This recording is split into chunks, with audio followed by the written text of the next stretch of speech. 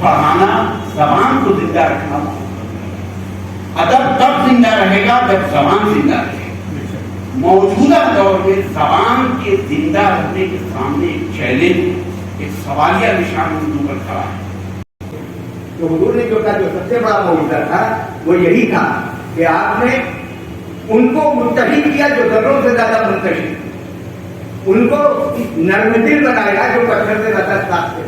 नबी अकरम सल्लल्लाहु अलैहि वसल्लम की खुसूसियात उसवा हसना को बयान किया, वो दरअसल एक मॉडल की शक्ल में पेश किया। और जाहिर सी बात है कि वो मॉडल सिर्फ मुसलमानों के लिए मॉडल नहीं।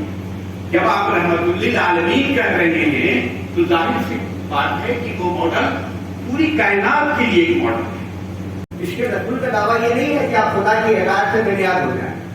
इसके रसूल का दावा ये नहीं है कि जो कुछ अहकामात इलाही हैं इस्लाम की सूरत में हमें मिले, शरीयत मोहम्मदी के सूरत में मिले, हम उससे बेनियाज। अल्लाह का शुक्र है कि 7 वर्षों से इर्तिका बहुत खूबी अपनी मंजिलें तय कर रहा है। ये अपनी ही कोताही है कि हम लोग फरियाद बनाने में मेहनत न कर सके और जब तक हो सका अपने बेटों दामादों के ताउन से जारी रखने की कोशिश की, लेकिन अब हर एतबार से मायूस हो चुका हूँ। शायद ये शुमारा आखिरी हो।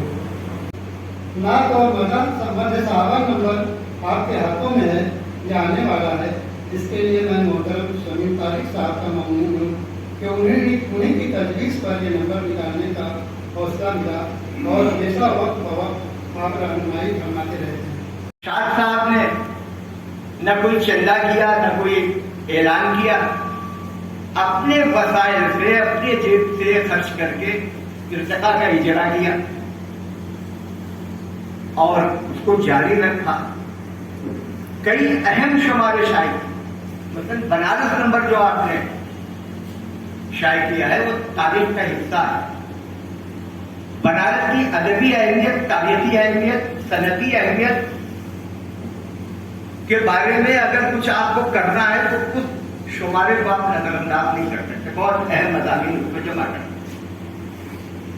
बनारस के 5 अहम शायरों के बारे में खुसूसी शुमारा इन्होंने शायर किया। आपने इर्तिका का नात नंबर निकाला, आपने मज़ामीन शामिल किए।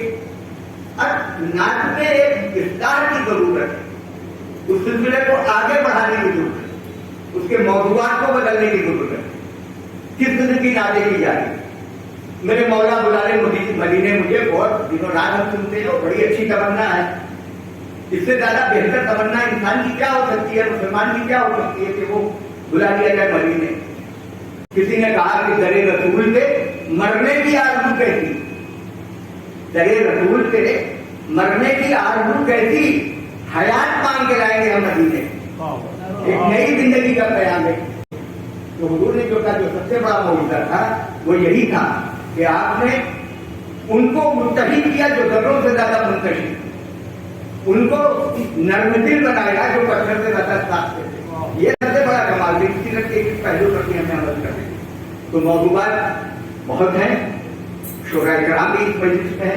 ये मैं जसारत 2-3 बातें कहने की कर रहा हूँ कि सबसे पहले आप इस बात का तायीन कीजिए अपने जहन में कि जिनकी शान में आप नात कह रहे हैं उनकी शान क्या है। आपको नहीं मालूम है, आप किताबों का मुताला किसी पीर शख्सियत से मुलाकात की थी, उनसे पूछिए। ऐसे लोग हैं, हम लोग पूछने में कभी शर्म नहीं करते, अपने बड़ों से पूछते हैं, अपने छोटों से पूछते हैं, जिसके बारे में एतमाद है कि ये हमें हमारी सही रहनुमाई करेंगे, उससे पूछेंगे। हाँ, हर अहले गैरे से पूछने और उस पर एतमाद करने से गुरेज करते हैं, आपको भी करना है। तो पहले ये तावीन कीजिए कि आप हुजूर की शान में कुछ अशार कर रहे हैं, कुछ हुजूर की शान क्या है, मकाम नबूवत क्या है, मकाम रिसालत क्या है। फिर ये कि इश्क़े रसूल का दावा, इश्क़े रसूल का दावा ये नहीं है कि आप खुदा की हिदायत से बेनियाज हो जाए। इश्क़े रसूल का दावा ये नहीं है कि जो कुछ अहकामात इलाही हैं इस्लाम की सूरत में हमें मिले, शरीयत मोहम्मदी के सूरत में मिले, हम उससे बेनियाज हैं, उसका काम नहीं। और उसके बाद फिर नए नए मज़ामीन की बड़ी दुनिया खोली हुई है। हमारे यहाँ इस्लाम नामा है, मुस्लिम हबीबी साहब का नात आप पढ़िए, मतलब रोंगटे खड़े हो जाते हैं। جو الفاظ استعمال کی، جو تراکی کا استعمال کی، اور مسلم الحدیثی صاحب کو تو میں نے دیکھا ہے اس سے، اور نذیر بنارسی صاحب تو مشاعروں میں پڑھتے ہوئے بھی سنا ہے، تو وہ کیا ترنم سے اور کیا تحت میں جب وہ پڑھتے تھے تو ایک کیفیت ان پر تاری ہو جاتی،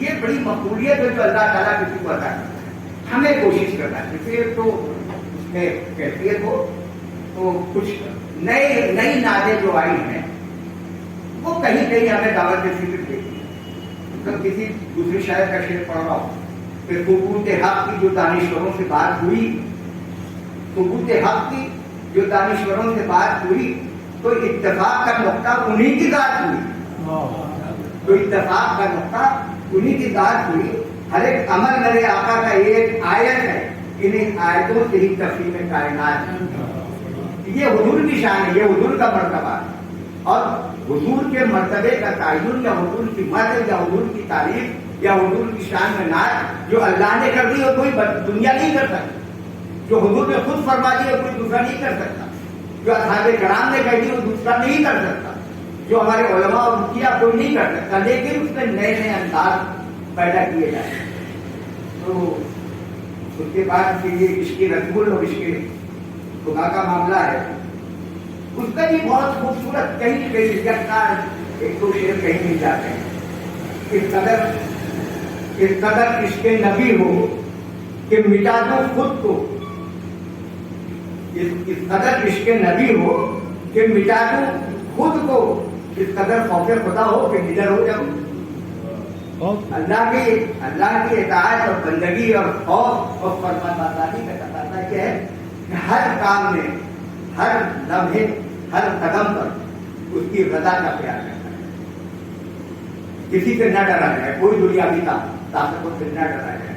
عشق نبی کا تقاضا یہ ہے کہ عادتاً ہر طرح سے سنت پر عمل کرنے کے لیے تو شاید ان کی طرف کیا۔ پھر اس کے بعد یہ بڑے بڑے شاعر ہوئے، بڑے سودگو شاعر ہوئے، لیکن نعت ہرا کے کہہ نہیں سکتا۔ مجروح صاحب نے آخر عمر میں شروع کی تھے، ایام میں انہوں نے کہے درمیان میں سب غائب ہے، آخر عمر میں مجروح صاحب کہتے ہیں شمیق بڑی مشکل سے 3 مصرے ہوئے، چوتھا ہو ہی نہیں رہا ہے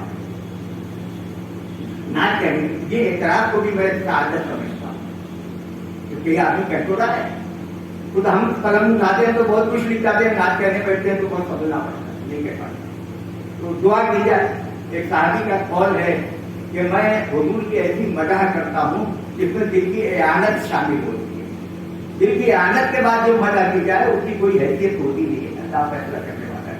تو کہتے ہیں کہ علم خوشبو کا ہو اور اس سے دل پر روشنی دکھوں، دعا کر رہا ہے شاعر، علم خوشبو کا ہو اور اس سے دل پر روشنی دکھوں، مجھے توفیق دے یا رب کہ میں نعت نبی لکھوں۔ یہ جب اللہ جب توفیق دیتا ہے تب آدمی نعت لکھتا ہے، جب اس کی نعت لکھتی ہے، ہر آدمی لکھتا ہے۔ اور جب یہ دعا مانگ لے اس کے بعد جس موضوع پر چاہے وہ لکھے، جیسے ظہور قدسی، علامہ شبلی نے تو سیرت النبی میں جو نثر میں لکھا ہے اس کو پڑھتے ہوئے کیفیت تاری ہوتی ہے، وہ خوبصورت نثر لکھی ہے۔ پھر حفیظ جلندھری نے لکھا ہے، اقبال سہیل نے لکھا ہے، مسلم الحدیثی صاحب نے لکھا ہے، اور دوسرے بہت سے شعراء نے ظہور قدسی کے حروف دنیا میں تشریف لا رہے ہیں، اصول کا اس رات کا کیا سما ہے، تو بہت خوبصورت نعتیں آپ کو مل جائیں گی۔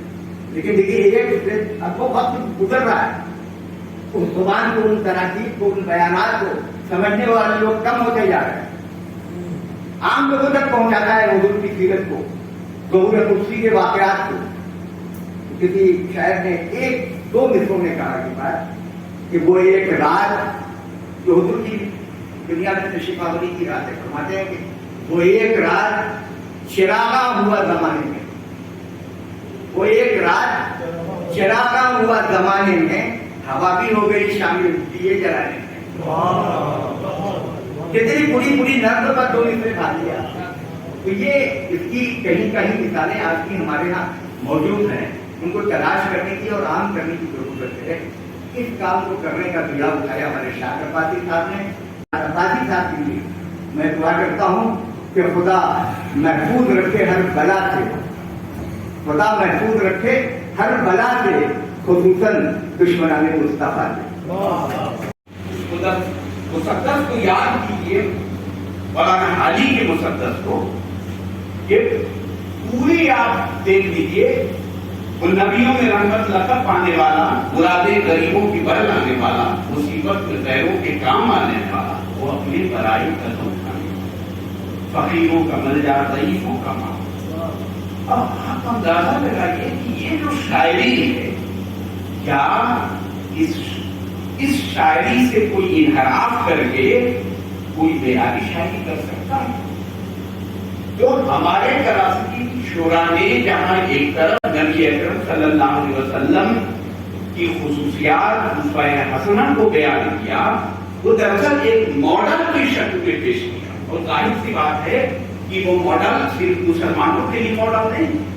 جب آپ رحمت للعالمین کہہ رہے ہیں تو ظاہر سی بات ہے کہ وہ ماڈل پوری کائنات کے لیے ایک ماڈل ہے، ایک ایسے بشر کا تصور ہے جو عام طور سے دنیا کے لیے یا آخرت کے لیے کامیابی کا ضامن ہے۔ اس لیے اس کی حیثیت صرف عقیدت و احترام کی نہیں ہے، بلکہ ہمارے ادب کا حصہ یہ نعت اور حمدیہ شاعری ہے۔ یہ الگ سی بات ہے کہ وہ معیار ہمارے پاس ہے کہ نہیں، اس پر بات ہو کہ معیاری لحاظ سے، معیاری اعتبار سے جو وہ نعتیہ شاعری جو قدماء کے یہاں یا متاخرین کے یہاں ہے، وہ ہے کہ نہیں ہے، اس معیار پر ہم کھڑے اتر رہے ہیں۔ مثلاً آپ دیکھیے کہ دو چار مسدس حال بالکل سہل ممتنع اگر آپ کہیے، کیا سہل ممتنع کی شاعری عام طور سے لوگ کر سکتے ہیں؟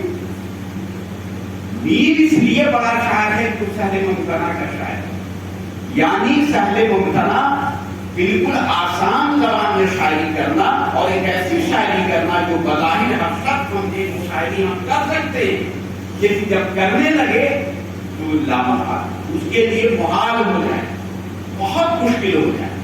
اسی لیے کسی فن پارے کی جو گفتگو ہونی چاہیے یا ہم جو کریں گے، دراصل زبان کی سطح پر، طرز و اسلوب کی سطح پر، اور پھر فن میں در آئے رموز و نکات جو اس کے ہیں، تشبیہ و استعارات جو ہے، ثنائے برائے کا بھی استعمال شاعر نے کیا ہے، تو پوری شاعری کو، خاص طور سے آپ نعتیہ شاعری کو اگر آپ دیکھیے گا تو ہمیشہ یہ کوشش کی جاتی رہی ہے کہ ایک طرف تو جو خاص طور سے عربی اور فارسی کی جو پیروی ہے، ایک طرف تو وہ ہے، اور دوسری یہ ہے کہ ہندوستانی تناظر میں نعتیہ اشعار کثرت سے لکھے جاتے ہیں۔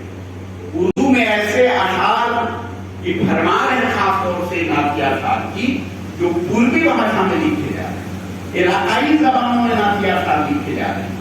تو دراصل یہ اس فن کا کمال ہے کہ نہ صرف یہ کہ عالم یا علماء کی بڑی جماعت نے اس پر توجہ کی ہے، بلکہ یہ عام طور سے ہر شخص اس سے فیضیاب ہونا چاہتا ہے، اور صرف یہ نہیں کہ نبی اکرم صلی اللہ علیہ وسلم سے عقیدت و محبت کا اظہار کر رہا ہے، بلکہ اپنی شاعری کے حوالے سے، یعنی نعتیہ اشعار کے حوالے سے ایک ایسا ماڈل پیش کرنا چاہتا ہے جس کو پڑھ کر کے انسان اپنی زندگی میں تبدیلی لائے۔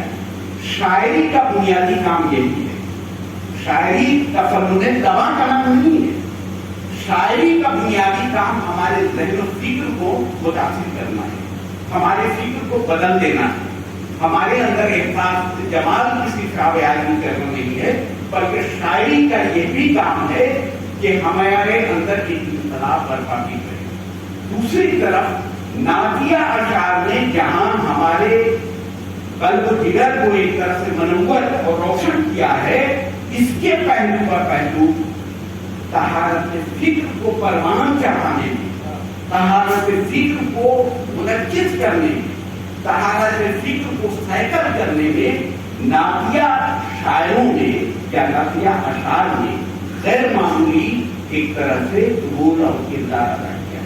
اس لیے مبارکباد کے مستحق وہ لوگ ہیں جو نعتیہ اشعار کو نہ صرف یہ کہ اپنے ذہن و فکر کا حوالہ کرا رہے ہیں بلکہ اردو ادب کے دامن کو اس کے ذریعے اس فن کے ذریعے مالا مال کر رہے ہیں۔ یہ ہمارے قدیم زمانے ہمارے علماء کی وراثت ہے جس کو موجودہ دور کے شاعر بھی زندہ رکھے ہوئے ہیں۔ دوسری جو بات ہے وہ یہ ہے کہ اگر شاعری احساس جمال کی آبیاری کا نام ہے تو نافیہ شعر اگر کہا جائے تو طہارت فکر کی آبیاری نافیہ شاعری جو ہے وہ بنیادی طور پر طہارت فکر کو بہتر کر لینا، صرف یہ نہیں کہ گناہ عذاب و ثواب کا نام ہے بلکہ ہماری روحانی جو کیفیت ہے ہم ایک ایسی کیفیت سے سرشار ہوتے ہیں اس کو روحانی کیفیت کہتے ہیں۔ اور جب ہم نافیہ اشعار پڑھتے یا سنتے ہیں تو ایک ایسی دنیا کا سفر کرنے لگتے ہیں جس دنیا میں کہیں تغیر نہیں ہے، بہت ہی مالا مال دنیا ہے، بہت ہی مغل دنیا ہے۔ ایک ایسی فکر ہمارے اندر پیدا ہوتی ہے، ایک ایسا احساس ہمارے اندر پیدا ہوتا ہے جو تعلق باللہ اور پیروی نبی اکرم صلی اللہ علیہ وسلم کی وہ کیفیت پیدا ہوتی ہے۔ یہ دودھاری ایک طرف دودھاری عمل ہے، یہاں کسی دوسرے صنف میں یہ چیزیں آپ کو نہیں ملے۔ غزل آپ کہہ رہے ہیں تو بہت حد تک دوسروں کے لیے ہے، یہاں دو طرفہ عمل ہوتا ہے، یعنی جب نافیہ شاعر نام کا شعر لکھتا ہے یا اس تخلیقی عمل میں ڈوبتا ہے، مستغرق ہوتا ہے، ڈوبتا ہے تو مستغنی ہو جاتا ہے، بے پرواہ ہو جاتا ہے، وہ دونوں جہاں ایسا ڈوبتا ہے۔ اور جب وہ پیش کرتا ہے یا لکھتا ہے تو قاری اور سامع کے اوپر بھی وہی کیفیت طاری ہونے لگتی۔ غزل میں یہ معاملہ نہیں ہوتا ہے، غزل میں ایک طرفہ معاملہ ہوتا ہے، یہاں دو طرفہ معاملہ ہوتا ہے۔ اگر شاہ صاحب نے نافیہ شاعری نمبر اگر نکالا، نعت پر مشتمل نمبر نکالا، میں بڑے وقوف سے یہ بات کر سکتا ہوں کہ شاہ صاحب اس حالات سے جو کیا رہے ہیں گزرتا 3-4 برسوں کے اندر جمع سال بیٹے کا گزر جانا ہم لوگ یاد کرتے ہیں تو آنکھیں آرزیدہ ہو جاتی ہیں، اور ایک ایسا بیٹا کہ جس پر کتنا فخر کر دیا جائے۔ یقین کسی شخص سے میں بنارس میں اگر متاثر تھا یا ہوا تو سلمان کا غیر معمولی ذہانت اور تعمیری فکر، ایسا پازیٹیو سوچ والا آدمی میں نے دیکھا نہیں تھا۔ یقین ایسا پازیٹیو کچھ بھی نہیں ہے اپنے پاس، اس کے باوجود ایسے حوصلے بلند، علم و ادب کا ایسا رضیہ اور قوم کے لیے سماج کے لیے کچھ کرنے کا ایسا حوصلہ اور جذبہ میں نے بہت کم لوگوں میں دیکھا۔ اس لیے شاد عباسی صاحب کے لیے دل میں احترام میرے ہے تو انہیں سلمان راغب کی توجہ کی وجہ سے کہ اس طرح سے انہوں نے کام کیا ادب کی شاعری کا، اور انہیں کی کوششوں کا نتیجہ تھا جب یہ نکل رہا تھا تو ہم لوگ ان کی گفتگو کیا کرتے تھے۔ اب ان کے جانے کے بعد اچانک سے بہار ہوتا، اور اس کے بعد بھی اگر یہ رسالت جاری ہے تو یقین جانیے کہ جتنی ان کی تعریف ہو جائے کم ہے۔ پتہ نہیں خدا کسی کی اتنی توفیق دے گا، لیکن اللہ کی ذات سے امید ہے کہ شاد عباسی صاحب کے مختلف کاموں کے علاوہ یہ کام یعنی نافیہ جو نمبر ان کا ہے یہ توشہ آخرت سے کم نہیں تھا، توشہ آخرت تھا، اور اللہ تعالیٰ کے برکت سے ایک طرف اس طرح سے آپ نے مضامین کو جمع کیے، لوگوں سے مختلف لوگوں سے بار بار یہ بدتوفیقی کریے کہ مجھے کئی بار پوچھ کیا انہوں نے، لیکن مصروفیات کے پیش نظر میں نہیں لکھ سکے، بدتوفیقی ہی میں کہوں گا، پتہ میری شامل رسائی ہوئی۔ تو جن لوگوں کے مضامین اس میں بہت اہم مضمون شمتاری صاحب کا جو مضمون ہے یا خاتون صاحب کا جو مضمون اس میں 2-3-4 مضامین اپنے پر یا خود جو تحقیقی خاص کر کے نافیہ اشعار انہوں نے جمع کی، 1930 سے لے کے ابھی تک انہوں نے جس जमा किया है, तो यकीन जानिए कि ये एक तरह से हवाला जात की रिसाला साबित होगा। कल जब तहकीक का काम करेंगे लोग या हो रहा है, तो इस लिहाज से भी इसका सर्कुलेशन हो चाहे न हो, लेकिन साथ साथ आप मुख्तलिफ खानों में इसको पहुंचा दीजिए ताकि वो जो रिसर्च कर रहे हैं खास तौर से वो ज्यादा से ज्यादा इससे फायदा उठा सके और इसका हवाला दे। तो आप इनको मैं मुबारकबाद पेश करना चाहता हूँ, मुबारकबाद पेश कर रहा हूँ और खुदा से दुआ यही है कि आपकी अल्लाह ताला आपको आफियत में रखे। आप जो भी काम कर रहे हैं यकीन जानिए कि आपके रश्क और आपके फख्र आप इस उम्र में ये देखिए ये बिल्कुल घाटे का सौदा। और मौजूदा दौर में मैं हमेशा ये बात कहूंगा कि भाई उर्दू जबान और अदब को बचाने का काम, तहदीद की शक्ल में इसको आगे बढ़ाने का काम, इसके फैलाव का काम अगर जो शख्स कर रहा है तो वो कार्य खैर की तरफ कर रहा है, कार्य खैर की तरफ। आप शायरी कर रहे हैं, आपको क्या मिल रहा है, लेकिन ये जबान से मोहब्बत का तकाजा है कि आप गर्मी में, सर्दी में, दूसरी जगहों में शौकत की बात। ये असल में यही चीज जबानें जिंदा ऐसी ही रहेंगी।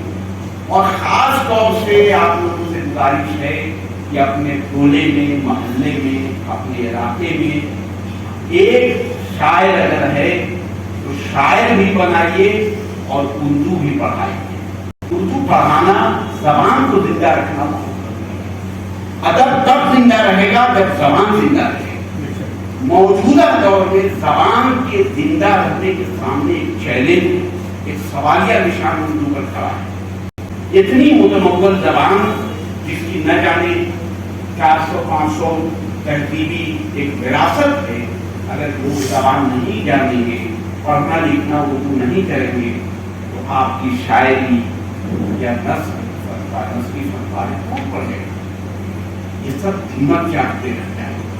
हम जो भी दावे करें, इसलिए इसके फैलाव के लिए हमें जरूरत है कि ज्यादा से ज्यादा पढ़ाइए। हर शख्स ये कबूल कर ले कि हम 5 लोगों को उर्दू पढ़ाएं, हर शख्स। और कुछ नहीं, आलिम फाजिल नहीं बनाना है, सिर्फ लिखना पढ़ना उसको आ जाए। तो चाहे आपका नंबर निकलता हो, चाहे रसायल आपके निकले, शेरी मजमूए आपके शाये हो, या नस्ली फनपारे वजूद में आए, तब क्या कहते जिंदा रहेंगे। ये चैलेंज को हम सबको कबूल करना चाहिए और उसी तरह से काम करना चाहिए जैसे रोजमर्रा की जिंदगी में जरूरी काम हम कर रहे हैं। इसको जरूरी समझ करके किया जाए। पार्ट टाइम जॉब ये नहीं है, अदब का काम फुल टाइम का जॉब है और ये समझ करके कीजिए। अल्लाह ताला से दुआ है कि भाई अल्लाह ताला जरूर कुछ काम दे। हम ज़बान के तहफ़्फ़ुज़ के मसले से दो चार हैं, इस मसले को दूर करें, इसको हल करने का काम करें। वो सर सैयद के हवाले से ये बात आम है कि सर सैयद ने कहा था ना, जनाब अल्लाह ताला अगर क़यामत में पूछेगा कि तुमने क्या किया, मैं कहूँगा कि मुसद्दस से हाल ही एक वाक़या सुनाया। तो यकीन कीजिए कि अल्लाह के सामने हम लोग कहेंगे कि हम लोग उर्दू ज़बान व अदब के तहफ़्फ़ुज़ के लिए काम किया है, इसलिए कि मजहब का सारा असासा इस ज़बान में। ये सिर्फ आप ज़बान को नहीं बचा रहे हैं, बल्कि पूरी अपनी तहजीब, अपने समाज, अपनी सकाफत, अपनी तारीख, अपना तमद्दुन, अपने वजूद को बचा रहे हैं। ये वजूद को बचाने का मसला है, इसलिए खुदारा हम लोग तवज्जो दें, काम करें। जुमात के साथ एक मरतबा फिर शाद अब्बासी साहब को मुबारकबाद पेश करते हैं कि आपने एक अहम काम किया है और अल्लाह से दुआ है कि आप नबी इसी तरह से काम करते रहिए। बहुत बहुत शुक्रिया। मैं प्रोफेसर आफ्ताब अहमद आबादी साहब, प्रोफेसर नसीम अहमद साहब फ़ाइली और BHU के तमाम असातिज़ा कराम का ममनून मशकूर हूँ कि आप हज़रात इस हादसा के मामूली प्रोग्राम की शिरकत में फरमाकर इसकी हैसियत में चार चांद